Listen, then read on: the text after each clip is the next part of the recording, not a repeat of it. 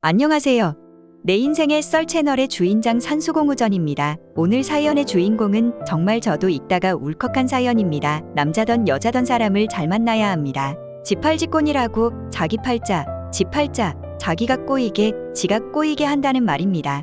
이 세상에서 가장 힘든 게 인간관계잖아요. 회사에서도 업무 때문에 힘든 것은 어떻게든 버티지만 인간관계는 정말 답이 없지요. 인생이라는 것이 나의 뜻대로 가지는 않지만 최대한 우리가 컨트롤할 수 있는 일은 통제해 나갔으면 합니다. 일단 먼저 이야기를 들어보시지요. 안녕하세요. 내 인생의 썰 구독자분들. 저는 제 인생에서 가장 찬란하게 예뻤던 시절에 가장 처절할 수밖에 없었던 저희 이야기를 하려고 합니다. 부끄러운 인생사였지만 그래도 잘 버티어낸 인생이니 잘 들어주세요. 저는 모태신앙으로 저희 가족 모두 서울 강남의 모 교회를 다니고 있었습니다. 저희 아버지는 장로님, 어머님은 권사님, 저도 청년부 활동을 열심히 하면서 신앙생활을 하고 있었습니다. 그리고 그 교회에는 저희 첫사랑인 준호의 가족도 다니고 있었습니다. 준호는 교회에서도 가장 영향력이 높은 부잣집 장로님의 막내 아들로 키 크고 뽀얀 피부를 가진 정말 잘생긴 친구였습니다. 늘 여학생들에게 인기가 많았고 항상 친구들과 사람들에게 둘러싸인 채 반듯하고 예의 바른 친구였습니다. 그런 멋진 친구의 여자친구가 저였습니다. 저의 인기도 만만치 않았거든요. 저는 고등학교를 졸업하자마자 교회에서 만난 준호와 결혼했습니다. 교회에서는 같은 교인 집안의 선남선녀가 결혼을 한다고 정말 성대하게 결혼을 치렀습니다. 아까 말했다시피 남편의 집안이 워낙 부자라서 사람들은 제가 시집을 잘 가서 팔자가 폈다고 수군대며 부러워했습니다. 결혼해서 시댁의 건물 중 한 곳에 들어가서 살 줄 알았으나 저의 기대가 너무 컸었나요? 시댁에서 전세를 내주었던 빌라가 있어서 빌라 세입자를 내보내고 저희들이 들어가서 살게 되었습니다. 빌라 평수가 큰 것은 아니어서 방 2칸의 주방, 화장실 1개인 조그마한 집이었습니다. 방 한 칸 없이 시작하는 사람들도 많은데 당연히 그것에 비하면 감사한 일이었지요. 그런데 교회에서는 제가 40평 이상 되는 빌라트에서 일하는 사람 두고 생활하는 줄 알고 있으니 그것에 대한 이야기가 마음을 불편하게 하였습니다. 그래도 상관없었습니다. 사랑하는 사람과 한 공간에 있을 수 있었으니까요. 결혼 후 우리는 꿈에 부푼 신혼생활을 시작했지만 얼마 지나지 않아 환상이 깨지기 시작했습니다. 결혼을 하였으면 직장을 다니며 생활비를 벌어야 하는데 남편은 직장을 다닐 생각은 안 하고 어머니에게 용돈을 받아서 사용하는 것입니다. 저에게는 시어머니에게 받아온 용돈 중 최소한의 일부를 주었습니다. 그리고는 하루 종일 게임만 하는 거예요. 저는 남편이 게임을 좋아하는 것은 알았지만 밥 먹는 것을 빼고는 하루 종일 게임만 하는 그 친구를 보면서 혼란스럽기 시작하였습니다. 적의 말로만 듣던 게임 중독인가? 준호는 돈을 벌 생각은 전혀 없고 매일 친구들과 어울려 노는 일에만 신경을 썼고 그 유흥비는 시어머니가 제공하였습니다.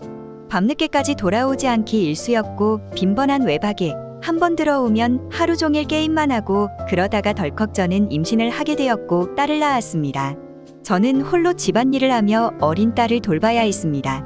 본인 어머니에게서 받는 용돈 중에서 저에게 생활비를 떼어주니 생활비는 턱없이 부족해서 아기 분유값, 기저귀 값이 모자라 전전긍긍했습니다. 친정 부모님께 말씀드릴 수도 없고 그럴 때마다 고민을 하다 결국 시어머니에게 도움을 청했지만 돌아오는 것은 약간의 생활비와 모욕적인 말뿐이었습니다.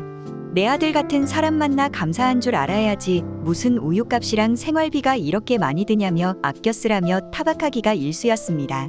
너무 억울했습니다. 그런데 교회의 사람들은 제가 떵떵거리고 사는 줄 알고 있고 이런 상황임에도 매주 교회에 나가서는 장로님의 우아한 며느리로서 예배를 드리고 웃고 인사하고 봉사하고 와야 했습니다. 친정 집에 말씀드리면 속상해할까봐 이야기도 못하고 같은 교인들끼리 또 문제가 생길까봐 저는 속이 썩어 문드러지는데도 웃어야만 했습니다. 똑같은 문제가 반복되면서 부부싸움도 늘어났습니다. 남편은 더욱 무책임해졌고 집에 있더라도 게임에 빠져 지냈습니다.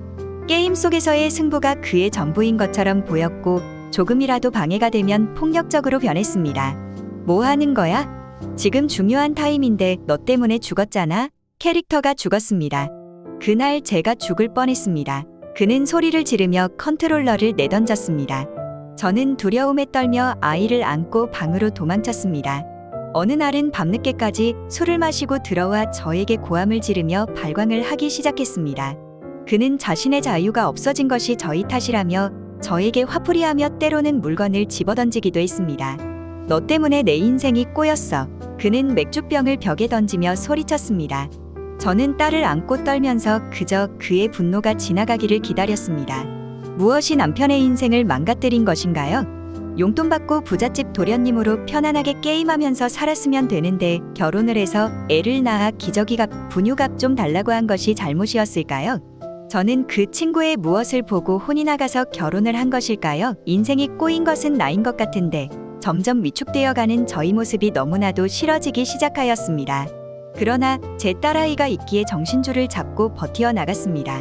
차라리 갓난 아이라도 봐주면 저라도 나가 일해서 생활비를 벌어올 텐데 이러지도 저러지도 못하는 생활의 연속이었습니다. 친정집에도 이야기할 만한 상황이 아니었습니다. 누구에게 이야기할 수도 없었습니다. 정말 일할 생각도 안 하고 게임 중독만으로도 미쳐버리겠는데 그 인간이 어느 순간부터 핸드폰 문자와 전화를 신경 쓰기 시작했습니다. 친구라고 하지만 여자의 감이라는 것이 무섭게도 의심은 딸아이가 아빠의 핸드폰을 가지고 놀다가 여자 사진이 있다고 저에게 보여준 것으로 어이없게 남편의 외도는 드러났습니다.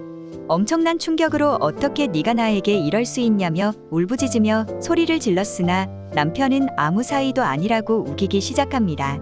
친구끼리 다정하게 끌어안고 사진을 찍을 수도 있지 자기가 무슨 딴 짓을 한 증거가 어디 있냐고 자신이 무엇을 잘못했냐고 더 큰 소리로 저에게 소리를 지르기 시작하였습니다. 저는 제 친구에게 전화를 해서 남편이 바람을 핀 것 같다며 자초지종을 설명하였고 친구는 남편과 더 이상 싸우지 말고 아무 말 하지 말고 증거를 모으라고 일러주었지만 저는 남편이 바람을 핀다는 사실을 인정하고 싶지 않았던 것 같습니다. 아닐 거라고 저를 세뇌시키기 시작하였습니다. 그리고는 잠잠해지는 듯 했습니다. 그러던 어느 날 이 XX가 갑자기 유학을 가고 싶다고 말했습니다. 너무 일찍 결혼해서 공부에 대한 미련이 있다면서 당연히 저는 반대했지만 그는 이미 결정을 내린 듯 했고 결국 시댁에 저와 어린 딸을 남겨두고 홀로 떠났습니다. 유학 중에도 그는 여전히 변하지 않았고 외도는 계속되었습니다. 어떻게 알게 되었냐고요? 그가 머물고 있는 숙소에 전화를 했었을 때 다른 여자들이 전화를 받아서 바꿔주더라고요. 일본 여자부터 아주 국적을 가리지 않고 여자들이 교체되더라고요. 공부를 하러 유학을 떠난 것인지 자유롭게 기집질을 하기 위해 유학을 떠난 것인지 그런 막내 아들을 목돈을 주어 유학을 보낸 시부모님도 꼴보기 싫어지기 시작했고 그렇게 막내 아들을 오냐오냐 키운 시어머니도 너무 싫어지기 시작했습니다. 정말 끔찍한 것은 이 모든 시간 속에서도 매주 주일은 다가오고 저는 그렇게 교회에 가서 예배를 드리고 이제는 뭐가 뭔지 아무것도 모르겠더라고요. 그냥 저라는 사람이 죽어가고 있었습니다. 아무것도 모르는 딸아이는 너무 예쁜 얼굴로 저를 쳐다보는데 너무 괴로웠습니다. 예쁜 나의 딸. 그런데 제가 죽을 것 같았습니다. 제가 숨을 쉴 수 없는 공황 상태까지 오다 보니 딸을 케어할 만한 힘도 없어지더라고요. 결국 저는 이혼을 결심했습니다. 남편은 1년 6개월 만에 한국에 왔고 저는 이혼하자고 하였습니다. 남편이 순순히 알겠다고 하더군요. 내가 능력이 없으니 직장을 마련하면 딸을 데리고 가겠다 라고 구두로 합의하고 저는 짐을 싸서 나왔습니다. 그러나 그 이후로 전 딸의 얼굴을 2년 동안 보지 못했습니다. 제가 버리고 아무 말 없이 나가버린 것이라고 시어머니와 남편 그리고 시댁 식구들 전부 저를 욕하고 제가 딴 남자가 생겨서 딸 자식까지 버리고 도망간 것이라고 교회에 소문을 내기 시작했습니다. 이혼 소식이 퍼지자 교회 내에서는 큰 논란이 일어났습니다. 교회의 장로님 지방과의 문제가 표면화되면서 교인들 사이에서 파벌이 생기기 시작했습니다. 준호의 부모님은 자신들의 체면을 지키기 위해 저를 비난했고 교회에서는 그들 편에 서는 사람들과 저희 부모님을 지지하는 사람들로 나뉘었습니다. 시어머니는 교인들 앞에서 제가 바람핀 년이라며 저를 헐뜯었습니다. 정말 억울해서 미치고 나자빠질 것 같았습니다. 교회 내에서는 저에 대한 험담이 떠돌기 시작했고 저는 사람들의 시선이 두려워 교회에 나가는 것도 꺼리게 되었습니다. 목사님조차도 중립을 지키기 어려워했으며 교회 내부에서는 긴장이 고조되었습니다. 그러나 진실은 이혼 법정에서 밝혀지겠지라는 판단으로 지루한 이혼 소송이 시작되었습니다. 이혼 소송 결과 귀책 사유가 저에게 없다는 사실이 밝혀지게 되었고 그동안의 진실들도 사람들에게 알려지기 시작했습니다. 저는 위자료를 한 푼도 받지 않는 대신 양육비를 안 주는 것으로 결론을 내렸습니다. 면접 교섭권은 받았지만 아이를 일부러 보여주지 않아 중간에 소송을 또 하게 되고 정말 너무나도 힘든 시간의 나날이었습니다. 이 사건으로 인해 교회는 두 개의 파벌로 갈라지게 되었고 결국 두 집안이 한 교회를 다닐 수가 없는 상황에 남편 집안에서 그 교회를 떠났습니다. 이혼 소송 중에도 정말 많은 일들이 있었지요. 사람들이 이야기합니다. 그래도 인생에서 결혼을 안 하는 것보다 하는 것이 낫다고. 정말 재미있는 이야기입니다. 결혼하는 것이 어렵다고요? 이혼은 결혼보다 몇십 배는 어렵습니다. 거기에 자식까지 생기게 되면 그것은 말로 표현하기 힘들 만큼 고통이 생깁니다. 혼자서 돌보던 딸아이를 갑작스럽게 수년간 보지 못하는 상황이 생겼을 때의 피눈물은 겪어보지 않은 사람은 알 수 없습니다. 딸을 볼 수 없는 고통에 나의 찬란한 젊음을 빼앗아간 저 인간에게 복수하고픈 마음으로 저는 자살을 결심하게 되었습니다. 어느 날 모든 것을 끝내기로 마음먹고 약을 한 움큼 손에 쥐고 침대에 누웠습니다. 그런데 죽는 것도 뜻대로 되지 않더라고요. 죽기 위해서는 약을 정말 배 터지게 먹어야 하나 봐요. 그때 30알인가를 소주와 먹었는데도 이놈의 질긴 목숨은 끊어지지도 않고 눈을 떠보니 그냥 제 방이었고 구토를 얼마나 했는지 기억도 없는데 방이 엉망이 되어 있더라고요. 그때 거울을 보며 저는 다시 살기로 마음먹었습니다. 지금도 글을 쓰는데 정말 가슴이 아파서 눈물이 납니다. 저는 아르바이트를 시작하였고 다소 늦었다고 생각이 되었지만 다시 공부를 시작하여 대학과 대학원을 졸업하여 지금은 자리를 잡았고 제 분야에서 인정도 받고 있는 사람이 되었습니다. 딸아이와의 만남은 아무래도 시어머니가 키우면서 제 이야기를 하도 많이 해서 딸아이가 저에게는 좋지 않은 감정이 있었고 서먹서먹했지만 딸아이가 고등학생이 되고 저와의 유대감도 회복이 되었습니다. 딸아이도 저도 갑작스러운 단절로 인하여 각자의 상처가 완벽하게 치유되지는 않았습니다. 그때의 고통은 아직도 느껴지니까요. 그러나 지금 딸아이와 함께 할 수 있는 시간이 있어서 너무 행복하고 제가 능력이 되어 딸아이에게 금전적인 도움을 줄 수 있는 상황들이 너무나 행복합니다. 애 아빠는 어쩔 수 없이 말을 전해 들을 수밖에 없지요. 완전히 망했습니다. 시어머니도 본인이 아들 잘못 키운 벌을 톡톡히 받는 상황이 되었지요. 사업을 하겠다고 십수년을 재산을 탕진하고 사기당하고 그럴 때마다 건물을 하나씩 팔아먹다가 결국은 빈털터리가 되었습니다. 정말 재미있는 것은요. 그러는 와중에 재혼과 이혼을 2번이나 더해서 시어머니는 막내 아들의 배다른 자식을 3명이나 키우고 있습니다. 그런 애딸린 남자랑 결혼한 젊은 처녀도 이상하고 그렇게 남성적인 땡땡이 좋았던 것도 아니었는데 그것도 재주입니다. 하지만 이제는 잘생긴 외모도 세월에 쓸모없게 되어졌고 머리털도 없어지고 건물도 없어지고 직업은 예전부터 없는 백수에 이제 털어먹을 여자친구들도 없는 것 같더라고요. 오늘이 어제의 결과, 현재가 과거의 결과라고 하지요.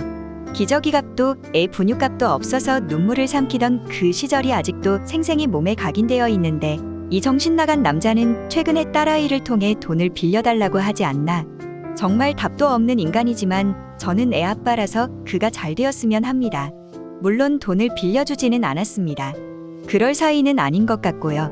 그러나 저는 그를 용서하였고 그가 잘 되기를 바랍니다. 제 딸을 위해서요. 계속 저꼴로 살게 되면 나중에 우리 딸아이 등골 빼먹을까봐 걱정이라서요. 시어머니도 이제는 불쌍합니다. 그렇게 잘나가던 사모님이 젊은 사람들도 자식들 키우기 힘든데 자기 아들의 마누라들의 자식들, 손주들을 키운다는 게 쉽지는 않을 테니까요. 제 이야기는 여기서 끝이 납니다. 인생은 언제나 예측할 수 없는 일들로 가득 차 있지만 어떤 상황에서도 희망을 잃지 않는다면 언젠가 기회는 다시 찾아옵니다.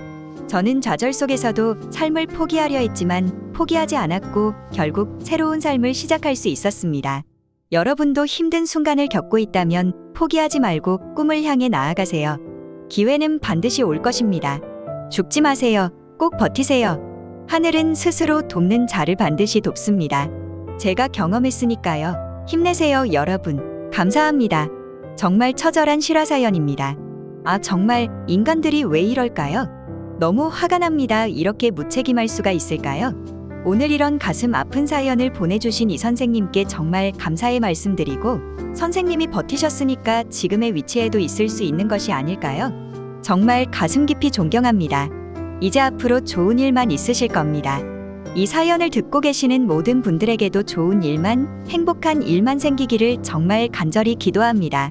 수많은 채널 중에서 저희 채널의 이 글을 듣고 계신 분과의 인연도 정말 귀한 인연 아니겠습니까? 그러기에 마음 깊이 애청자님들의 행운과 건강과 행복을 빕니다. 오늘도 함께 해주셔서 너무 감사드립니다.